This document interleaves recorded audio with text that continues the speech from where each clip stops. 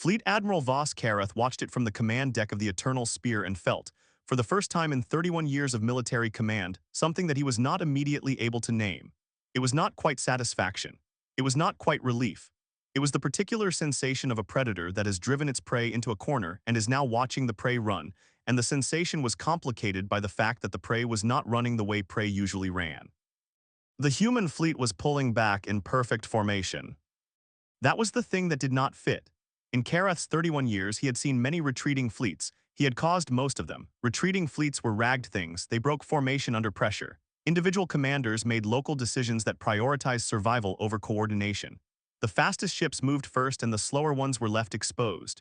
Retreating fleets looked like what they were, which was collections of beings trying to get away from something. The human fleet did not look like that. Every vessel was moving on a calculated vector. The spacing between ships was maintained with precision. The rearguard was rotating coverage in a pattern that meant any pursuit would face active defensive fire from at least 3 angles at any given moment. The whole formation was moving, but it was moving in a way that suggested the people inside it had planned this exact movement in advance. Subcommander Veth, standing at the tactical display to Karath's left, said what Karath was thinking. They are very organized for a fleet that is retreating. Yes, Karath said. It could be a delaying action, draw us forward and strike from a prepared position. Karath had considered that. He had read the human tactical files.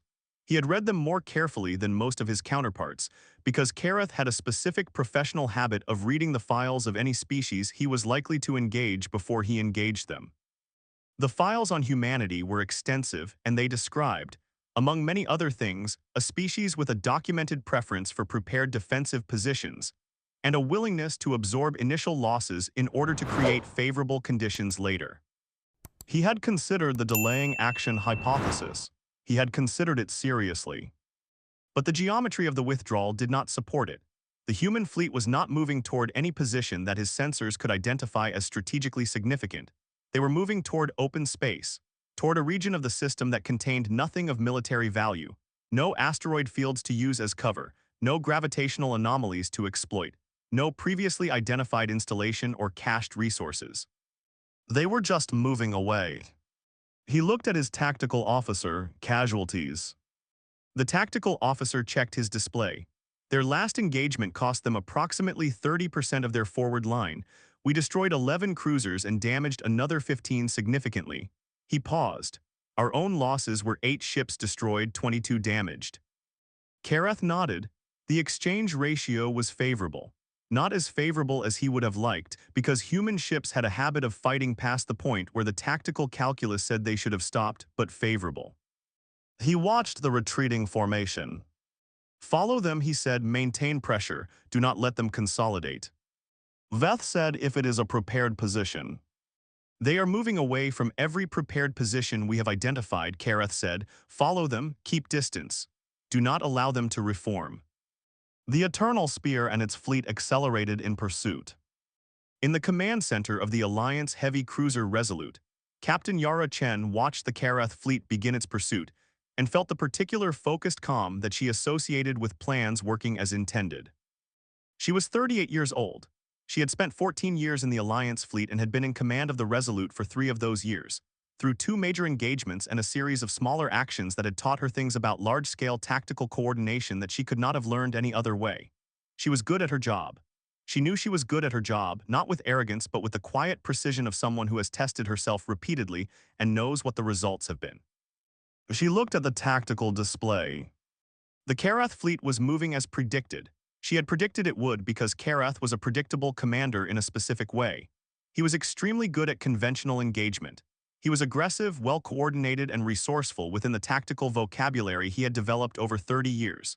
What he was not, and what the Alliance intelligence assessment of him had noted carefully, was flexible in the deeper sense.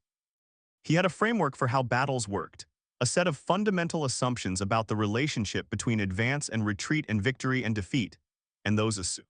Emptions were, in the current engagement, exactly what she needed them to be. She opened the fleet channel. All units, she said, Phase 2, confirm readiness on my mark. The confirmations came back, every unit, in sequence, in order.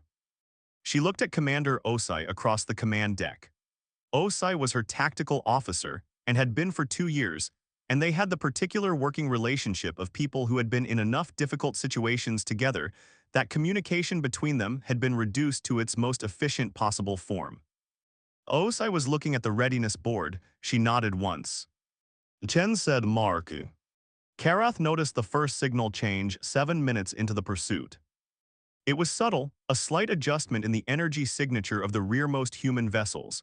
Not weapons charging, not shields reconfiguring, something else.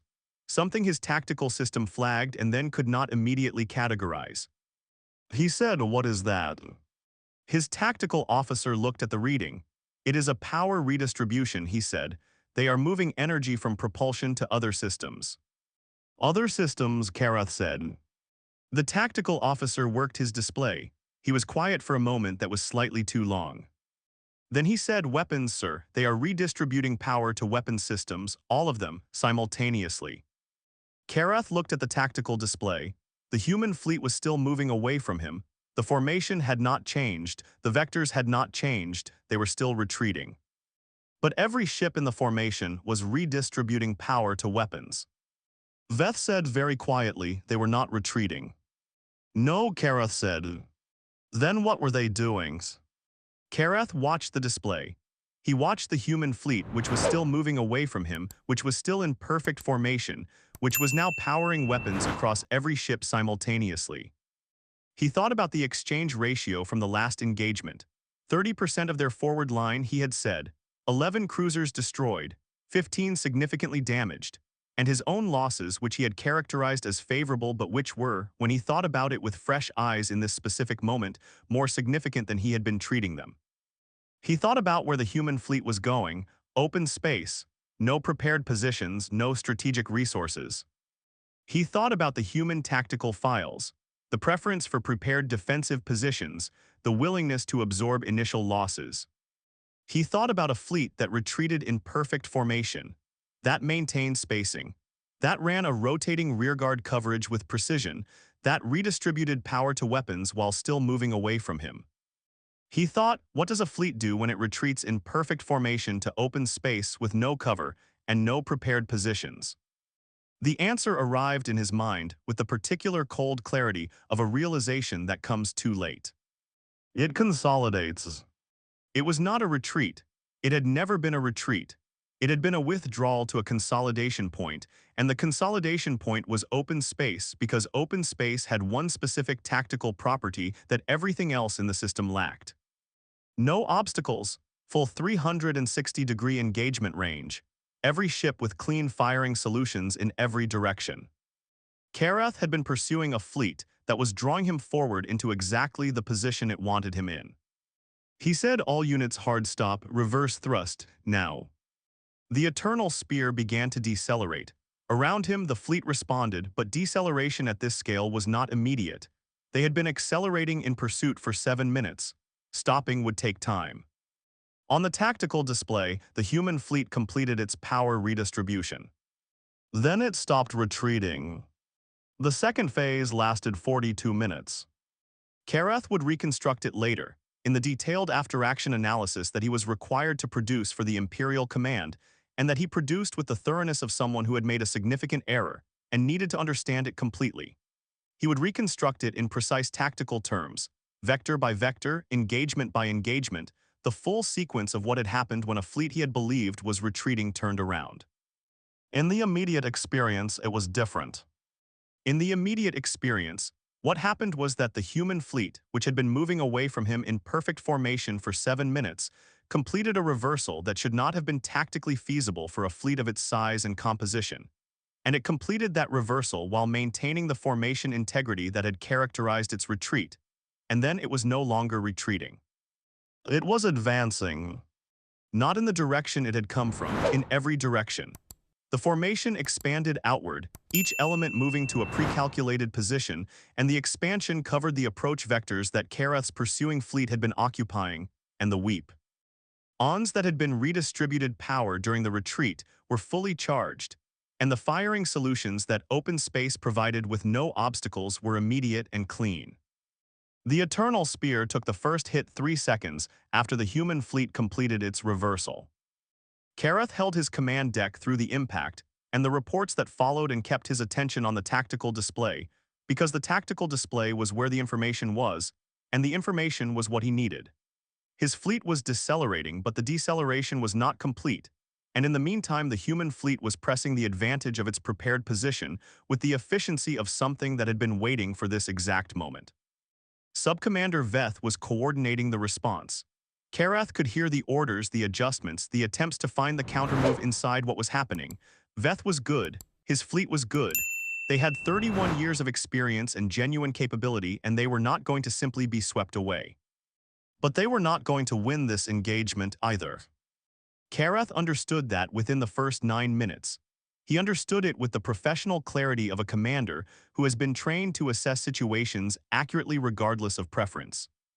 The situation was that he had pursued a withdrawing fleet into a position that the fleet had been designing since before the withdrawal began, and the position was excellent, and his own fleet was in the worst possible configuration for what was now happening, which was a close-range three-dimensional engagement against a force that had full positional advantage and fully charged weapons, and the particular combat intensity of a fleet that had been waiting for the moment it was now in.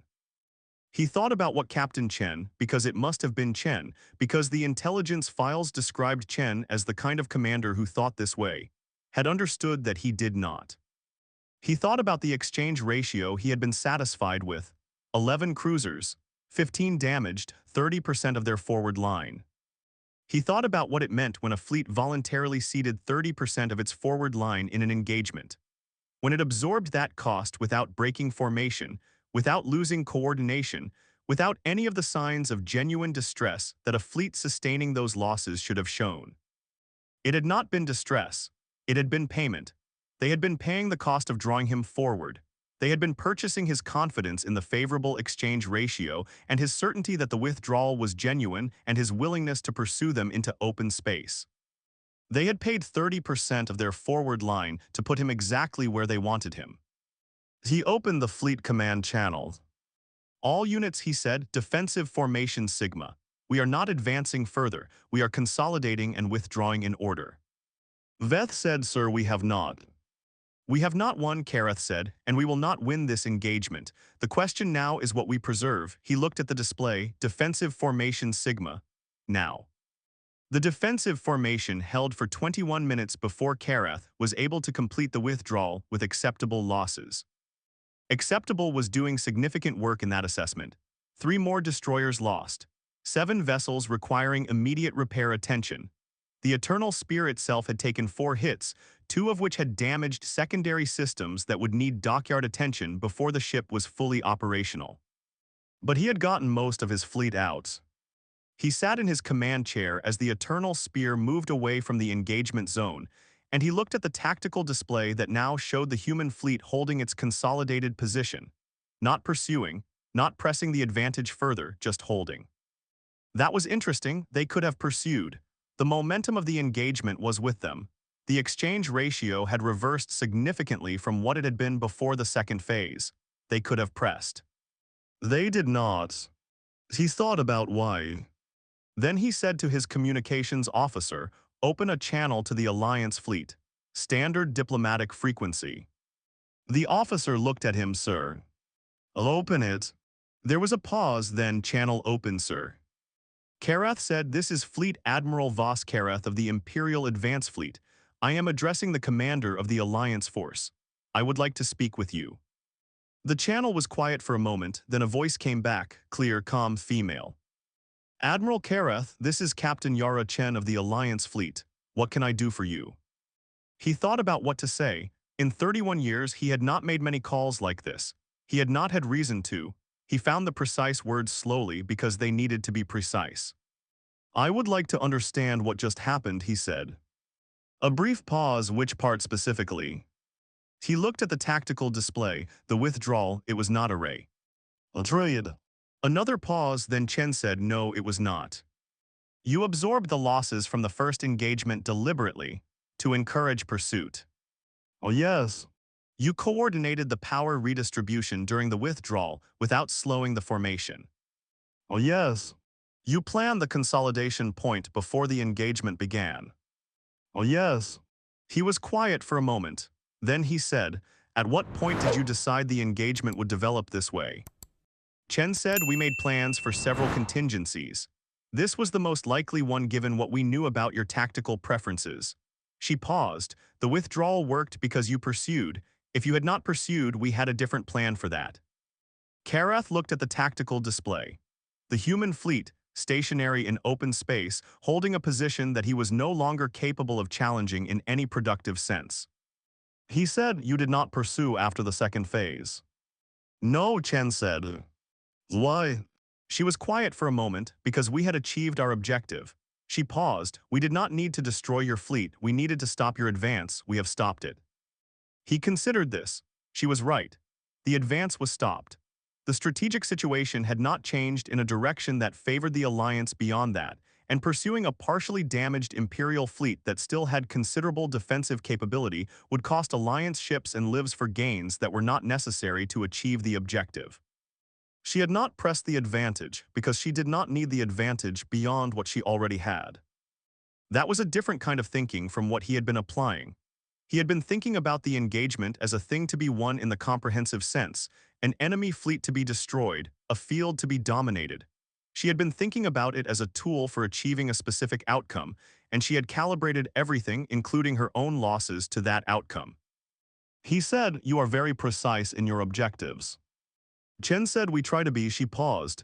"Admiral, can I ask you something?" He said, "Yes." She said, "When did you realize the withdrawal was not a retreat?"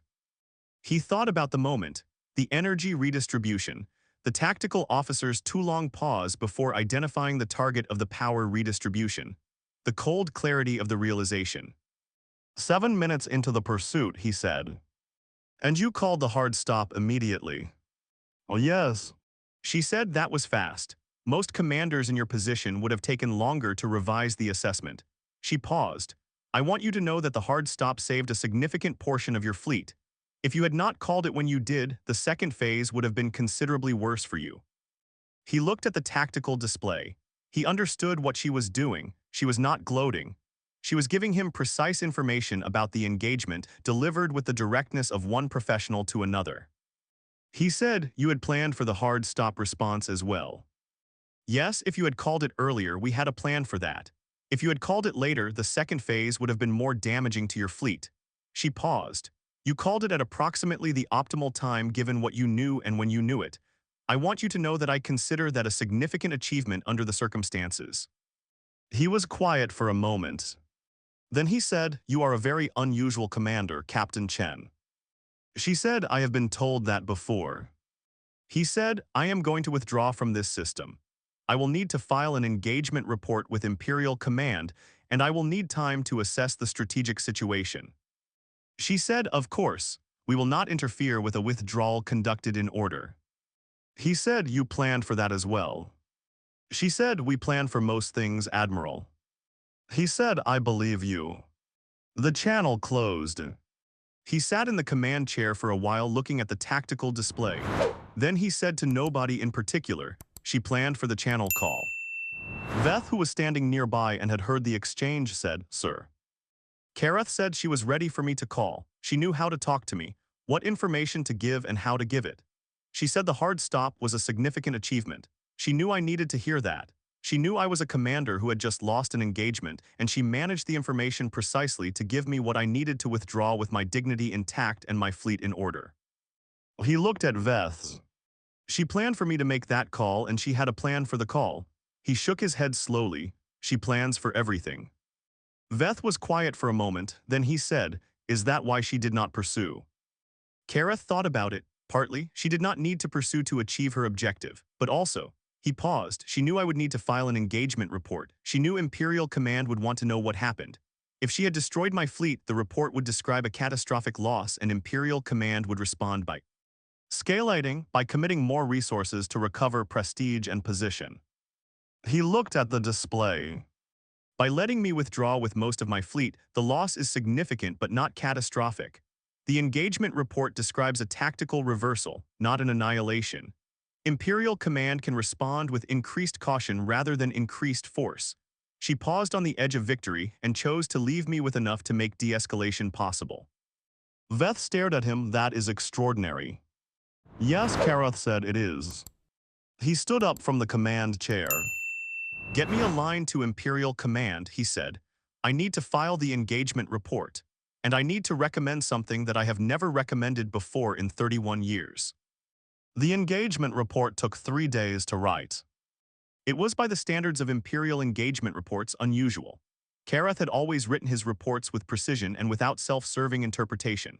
He described what had happened and why, and what the lessons were with the same clinical thoroughness whether the engagement had gone well or badly.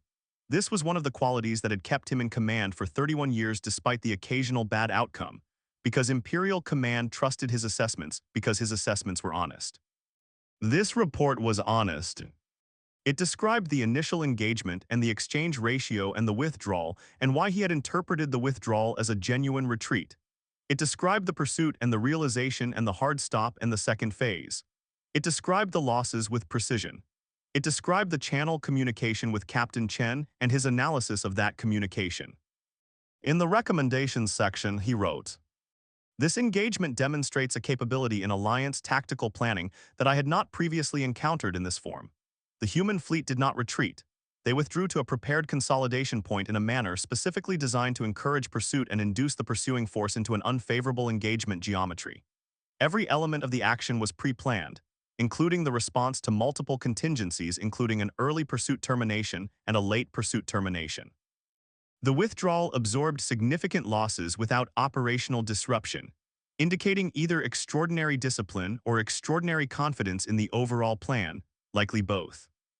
He wrote, "The commander of the Alliance fleet, Captain Chen, demonstrated an understanding of operational objectives that goes beyond tactical engagement. She did not pursue after achieving positional advantage because pursuit beyond the achievement of her objective was unnecessary and would have created conditions unfavorable to strategic de-escalation. She managed the post-engagement communication specifically to create conditions for an orderly Imperial withdrawal that preserved the possibility of a negotiated resolution." He wrote, "My recommendation is that we do not interpret this engagement as a temporary setback to be recovered through escalation. This was not a failure of execution that more ships will correct.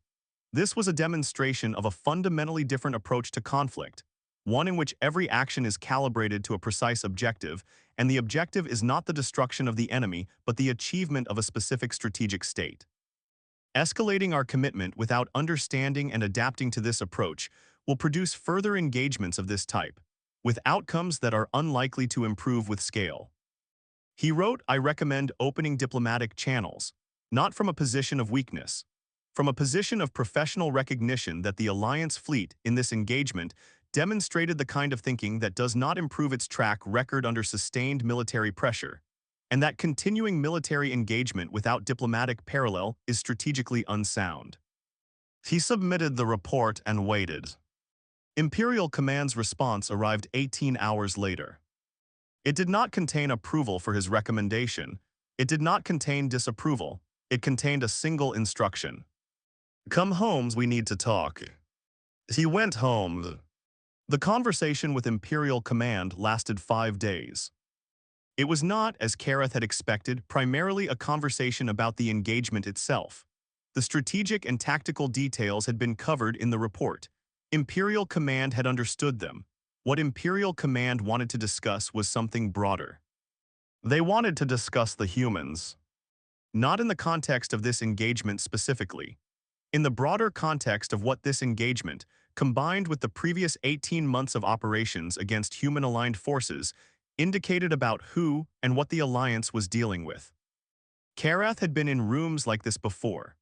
Rooms where the people with the broadest responsibility for Imperial strategy gathered to assess a situation that had not developed the way the initial assessment had predicted. He had been in those rooms as a junior officer and as a senior one, and he had learned to read them. He could read this one. Imperial Command was concerned. Not frightened, the distinction was important. Fear and concern looked similar from the outside but came from different places. Fear came from the sudden understanding that something was more dangerous than believed.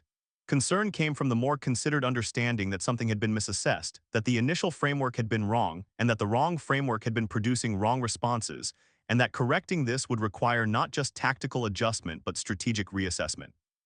This was the second kind. The chief of Imperial Strategy, an old being named High Commander Esrath who had served in that position for 20 years, laid it out in the flat, precise language that Esrath used for everything. We have been treating the Alliance engagement as a containment problem, Esrath said, a species expanding into territory that intersects with Imperial interests, requiring pressure sufficient to establish boundaries. This is a framework we have applied successfully in many contexts. He looked at Karath.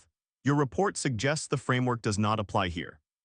Karath said, the framework assumes that sufficient pressure eventually produces either accommodation or collapse. He paused. I do not think either of those outcomes is available against this opponent. Esrath said, because they absorb the pressure. Because they plan for it, Karath said, they do not just absorb pressure, they use it. The losses they took in the first phase of the engagement I described were not absorbed in spite of their plan. They were part of their plan. They paid those losses deliberately because paying them served the larger objective. He looked around the room. A species that can do that does not respond to pressure the way we expect. Increasing the pressure does not change the outcome. It changes the cost. Esrath said to us. To both sides, but we are paying more per unit of outcome than they are. He had thought about how to say this for 3 days. We are using a tool that is not suited to the material. When the tool does not cut the material, using the same tool harder does not solve the problem. The room was quiet. Then one of the other commanders, a young one named Sub-Commander Preth who had been listening carefully throughout, said, how did they develop this capacity? Is it training, doctrine, something in their nature? Karath thought about the question. He had thought about it on the journey home. He had read more of the human files on that journey than he had ever read before, specifically looking for the answer to this question. He said it is all of those things, but the deepest part of it is older than their current doctrine. It is something that comes from their history. He looked at the room. Humans have been fighting each other for 10,000 years, not small skirmishes. Major sustained conflicts that tested their capacity and forced innovation and cost them enormously. They developed over those 10,000 years a specific approach to conflict that is built on a foundational assumption that is different from ours. He paused. Our approach to conflict is built on the assumption that the goal is to defeat the enemy, he said. Their approach is built on the assumption that the goal is to achieve an objective. The enemy is one factor in achieving the objective, not the objective itself. He looked at Esrath. The difference sounds small. It is not small. It produces completely different decision trees, completely different assessments of what success looks like and what costs are acceptable. He paused. When we engage them, we are trying to defeat them. When they engage us, they are trying to achieve something. They accept whatever defeats are necessary to achieve it. We interpret those defeats as signs of weakness. They are not signs of weakness. They are investments. The room was very still. Then Esrath said, the engagement you described, Captain Chen's decision not to pursue. Yes, Karath said, she had achieved her objective. She did not need to destroy my fleet to achieve it. Destroying my fleet would have cost her ships and created conditions that were counterproductive to the larger objective. So she stopped. He looked at Esrath. In our framework, stopping when you have the advantage is failure of nerve. In her framework, stopping when you have achieved the objective is precision. Esrath looked at him for a long moment. Then, what do you recommend? Karath said, open diplomatic channels. Genuinely. Not as a delay or a negotiating tactic, with the actual intent to reach an agreement. He paused. Because if we continue military engagement without that, we will continue to pay the cost of using the wrong tool, and the cost compounds. He looked around the room. They planned for everything, he said. They planned for my channel call after the engagement. They planned for my engagement report and Imperial Command's likely response. I believe they have planned for this conversation as well. I believe they have a plan for what happens if we escalate and a plan for what happens if we negotiate, and both plans are built to achieve their objectives at the minimum necessary cost. He paused. The minimum necessary cost to defeat us is higher than they want to pay, he said. That is why Chen did not pursue. That is why they have been absorbing losses and drawing us forward and using the pressure we apply to set up the next position. They do not want to destroy us. They want us to stop. Esrath said, and if we stop? Karath said, then they will stop, because stopping will have achieved the objective. The room was quiet for a long time. The diplomatic channel opened 3 weeks later. The opening session was formal, as these things were. Both sides arrived with positions that had been prepared carefully and that did not represent the actual resolution but were necessary starting points from which the actual resolution could be approached. The positions were laid out, responses were registered. Proposals were made and noted. The process was slow and complicated and required patience that some of the people in the room found difficult and others had in abundance. Captain Chen was in the room for the alliance. She was not the lead negotiator. She was present as a military advisor, which was her correct role, and she did her role with the same precise calibration she brought to everything else. Admiral Karath was present for the Imperial side in the same capacity. He was not the lead negotiator either. He was there to advise and to observe.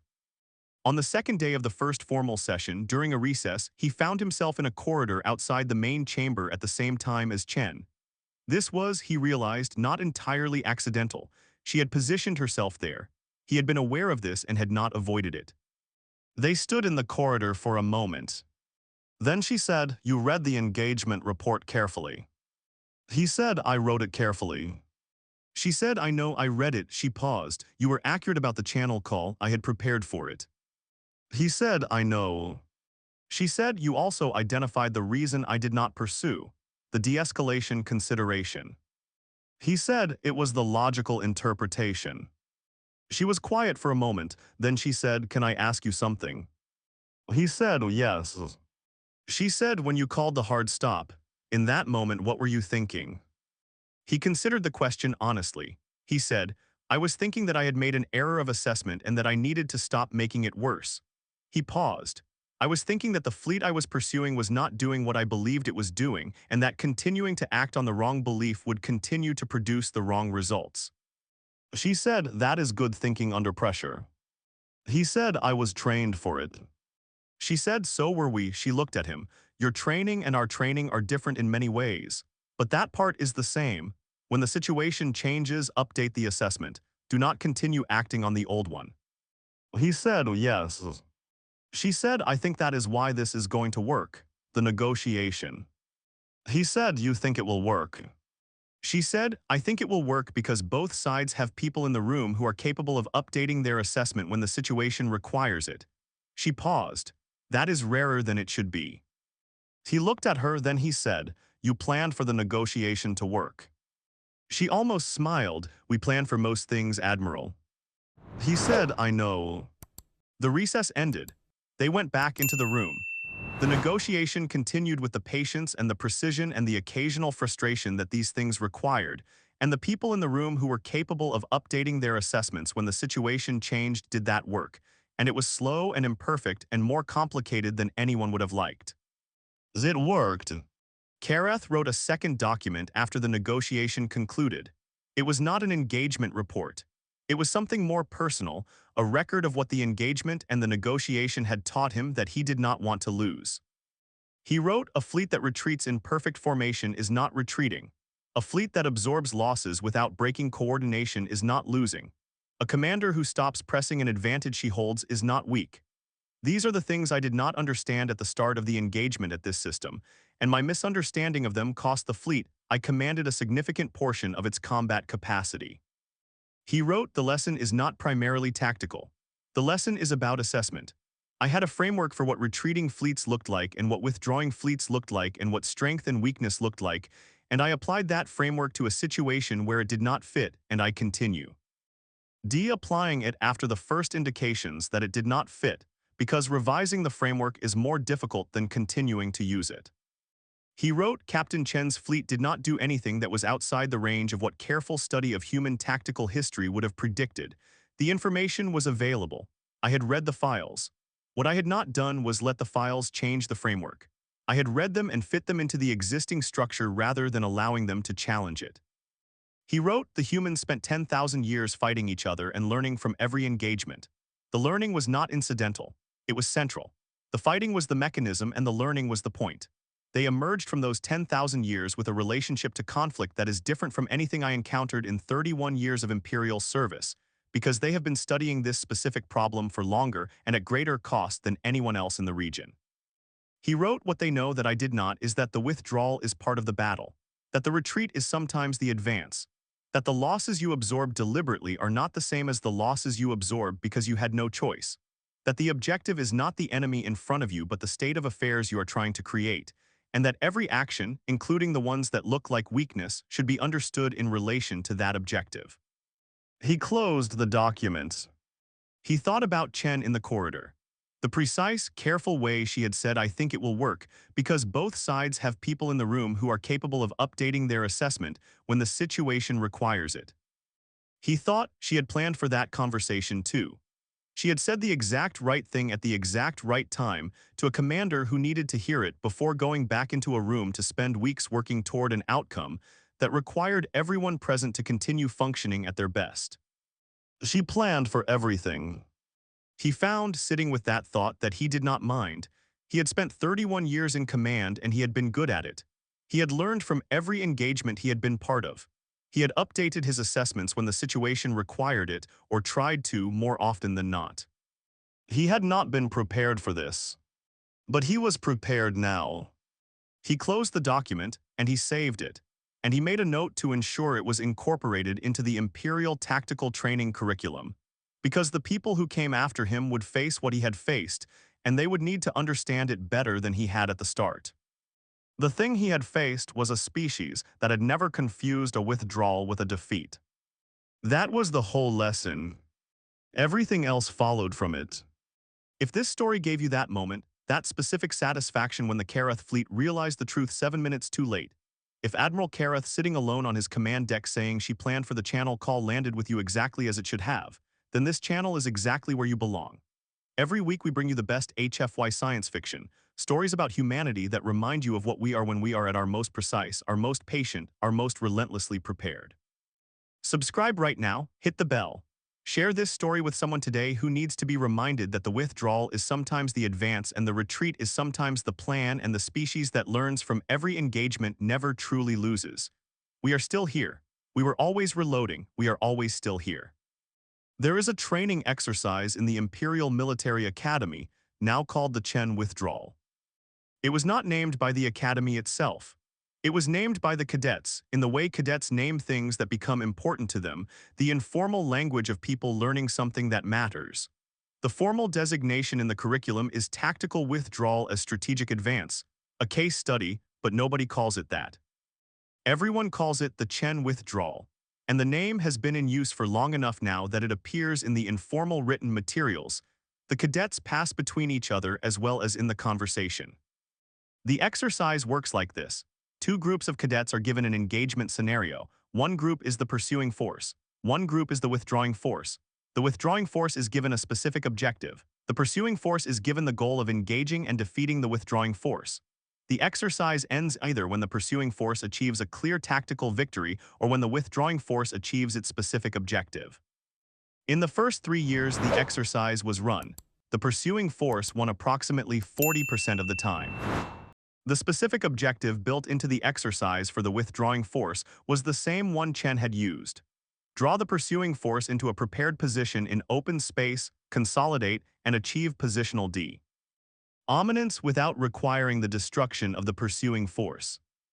The 40% figure bothered the Academy's tactical instructors until one of them identified the reason for it. The pursuing force, when told their goal was to engage and defeat the withdrawing force, interpreted defeat in the comprehensive sense. They were trying to destroy the withdrawing force. This made them aggressive in ways that created vulnerabilities. The withdrawing force, when told their objective was to achieve positional dominance without destroying the pursuing force, operated differently. They were precise. They were patient. They were willing to absorb losses that served the objective. They stopped when the objective was achieved. The 40% figure meant that 60% of the time, the withdrawing force won, even when the pursuing force had the initial engagement advantage, even when the pursuing force had superior numbers, even when the instructors weighted the scenario in favor of the pursuing force. The instructors presented this data to Admiral Karath, who had been brought in as a strategic consultant to the Academy 3 years after the negotiation concluded. He read the data and said, "Yes." The senior instructor said, "Can you explain why the disparity is so large?" Karath said, "Because the withdrawing force has a clearer understanding of what winning means." He looked at the data. They know what they are trying to achieve and they calibrate every action to that achievement. The pursuing force knows they want to defeat the withdrawing force, but defeat is a vague objective and vague objectives produce vague decision-making. He paused. Precision beats power when the precise side has enough power to remain in the field. The withdrawing force has enough power to remain in the field. The rest follows from the clarity of the objective. The senior instructor said, "How do we teach the pursuing force to match that clarity?" Karath said, "Teach them to ask what they are actually trying to achieve before they decide how to achieve it." He paused. The Chen fleet was trying to stop an advance. Every action they took was calibrated to that. If the pursuing force had been trying to stop the Chen fleet rather than defeat it, they would have made different decisions. They would have been less aggressive in pursuit. They would have been more attentive to indicators that the withdrawal was not what it appeared to be. The senior instructor thought about this. Then he said, "The framing of the objective determines the strategy." "Yes," Karath said, "and the framing of the objective determines what information seems important and what information seems irrelevant." He looked at the exercise data again. The pursuing force in these exercises ignores indicators that the withdrawal is a consolidation maneuver because those indicators do not fit the story they are telling themselves. They are telling themselves a story about a retreating enemy. Information that does not fit a retreating enemy is ignored or reinterpreted. He paused. Captain Chen understood that I would tell myself that story. She designed the withdrawal to fit the story perfectly until the moment it did not, and by the time the story broke, the geometry was already against me. The senior instructor said, "She designed the deception to exploit our own narrative." "Yes," Karath said, "she designed it to let us defeat ourselves." He paused. "That is a more efficient form of victory than defeating us directly. It requires less force. It produces the same result." He looked at the instructor. "That is the lesson, not that the Chen withdrawal is a maneuver to be copied, but that the deepest form of tactical advantage is understanding your opponent's narrative better than they do." The exercise was updated to incorporate this lesson. The pursuing force was now given a brief before the exercise that included the instruction, "Your goal is to stop the withdrawing force from achieving its objective. Define what their objective might be before you begin pursuit." The disparity in the outcomes shifted significantly. The pursuing force began winning more often, not because the withdrawing force had become less capable, but because the pursuing force had learned to ask the question that Karath had not asked until it was too late. What is the withdrawing force actually trying to do? Admiral Karath attended the exercise review sessions when he was available and watched the cadets work through the scenario with the particular attention of someone who had learned the lesson at full cost and found it useful to see others learning it at a fraction of that cost. He did not speak much during the sessions. He listened. He watched the moments when the pursuing force made the error he had made, and the moments when they caught themselves, and the moments when the lesson had been genuinely internalized rather than just applied as a checklist. The genuinely internalized cases were rarer, they were so the ones that produced the most interesting outcomes, because the cadets who had genuinely understood the lesson were capable of generating novel applications of it that Karath had not predicted, which told him something about the depth of the principle. After one session, a young cadet asked him, "Do you think the humans would have found a different approach if you had anticipated the withdrawal?" Karath said yes. The cadet said, "What would they have done?" He said, "Something I had not anticipated." He paused. That is the nature of a force that plans for contingencies. If your anticipated plan fails, you move to the contingency. If the contingency is anticipated, you move to the next one. The depth of the planning determines how many layers you have to work through before you reach something the opponent was not ready for. He looked at the cadets. The lesson, he said, is not that any specific maneuver is unbeatable. Every maneuver has a counter. The lesson is that a force which thinks clearly about objectives and plans carefully for contingencies will always be working from a deeper level of preparation than a force that does not. He paused. We did not think clearly enough about objectives before that engagement. We did not ask what they were actually trying to do. We assumed we knew. He looked at the cadet. Assuming you know is always the first error. The cadet wrote that down. Karath watched him write it and thought that this was perhaps the most useful thing that had come out of the whole sequence of events, the part that would outlast the individual actors and the specific engagement and even the negotiation. The lesson written down in a cadet's notes and eventually in the curriculum, and eventually in the understanding of officers who would face their own engagements and their own withdrawals and their own moments of realizing that the situation was not what they had believed. The lesson that the withdrawal is sometimes the advance. That the retreat is sometimes the plan. That the fleet that looks like it is running is sometimes the fleet that is loading. He stood in the Academy Training Center and looked at the exercise display and thought about a fleet in perfect formation moving away from him in the dark and redistributing power to weapons.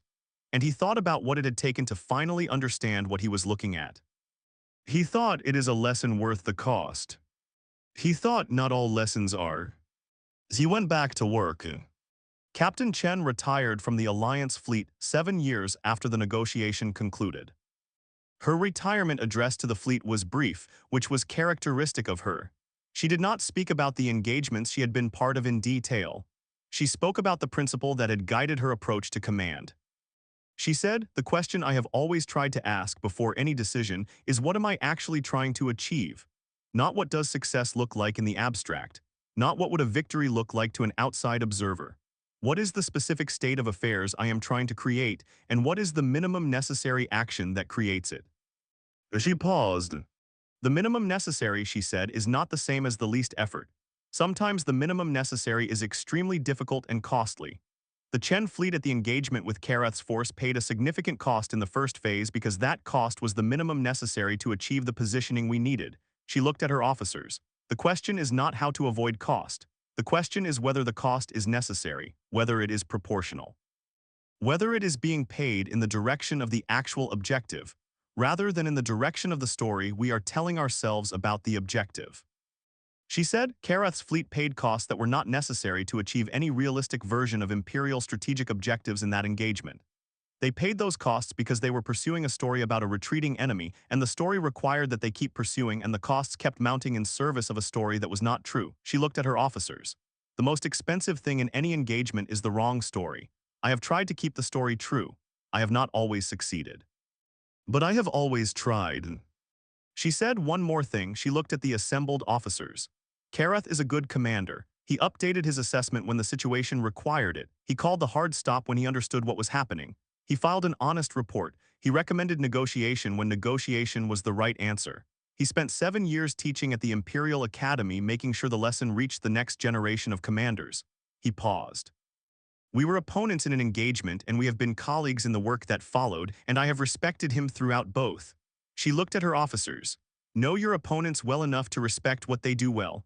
It makes you better, and it makes the world smaller in the way the world needs to be smaller. She stepped back from the podium. The fleet applauded. She went home. She had an early morning the next day, though it was not a command shift.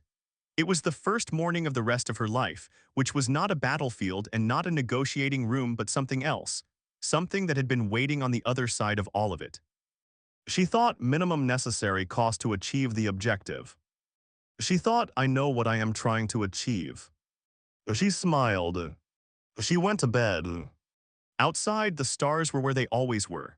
And in the space between them, the things that had been built by people who understood their objectives and calibrated their actions accordingly were still there.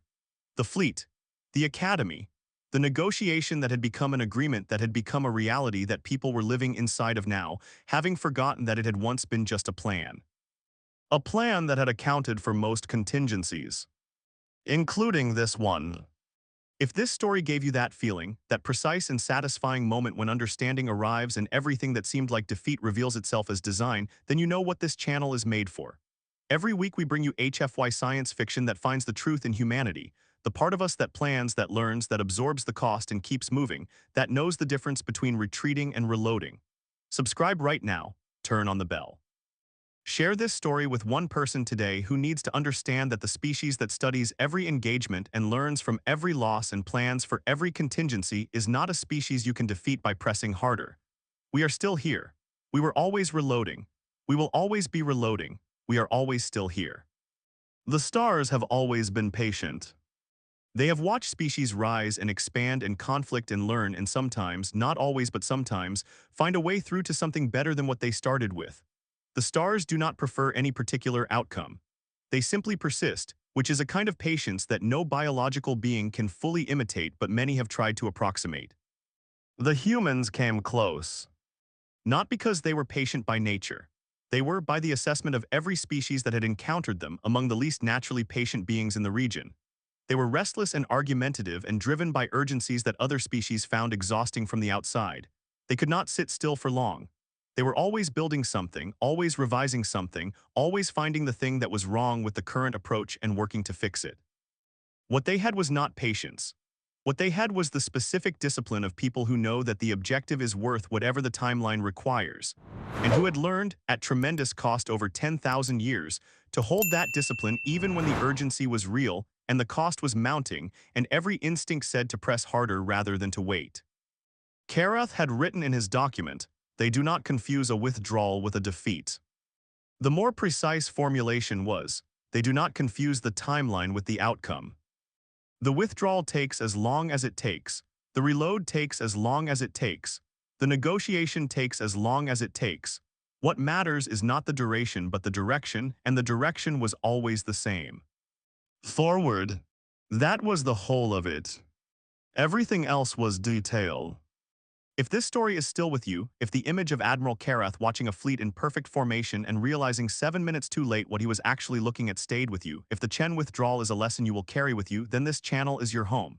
Every week we bring the best HFY science fiction, the stories that find the truth in what humanity is. Patient when patience serves the objective. Relentless when relentlessness serves it.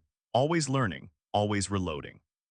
Always moving forward. Subscribe right now, hit the bell, share this with someone today. We are still here, we are always still here.